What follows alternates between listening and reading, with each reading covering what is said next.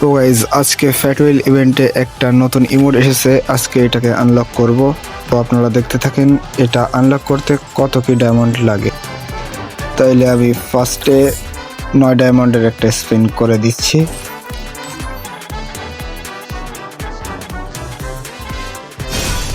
Load outs ধরিয়ে দিয়েছে, load outs এটা তো কোনো কাজেরই না। আরেকটা স্পিন করা যাক 19 ডায়মন্ডের, দেখি এবার কি দেয়। আর যে গ্রেনেডের স্কিনটা দিয়েছে এটা তো আমার আগে থেকেই ছিল।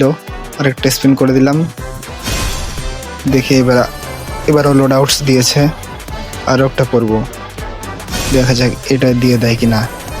কার্ড দিয়েছে ব্ল্যাক ভাউচার, এটা কাজে লাগবে, সমস্যা নাই। গ্যারিনা কি পরিমাণে ডায়মন্ড খাচ্ছে, মনে হয় একবারে শেষের স্পিনটায় ইমোটটা দেবে। আরে ভাই 3টা স্পিন বাদ আছে, 3টা স্পিন, এবারও ব্যাক দিল। পরের স্পিনটায় এবারও দিল না।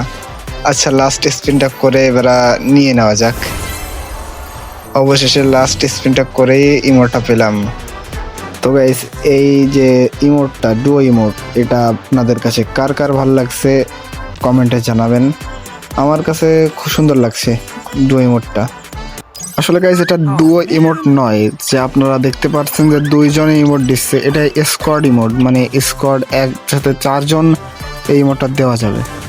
তো গাইস টাটা বাই বাই, ভালো থাকবেন, সুস্থ থাকবেন, তাহলে দেখা হবে নেক্সট ভিডিওতে।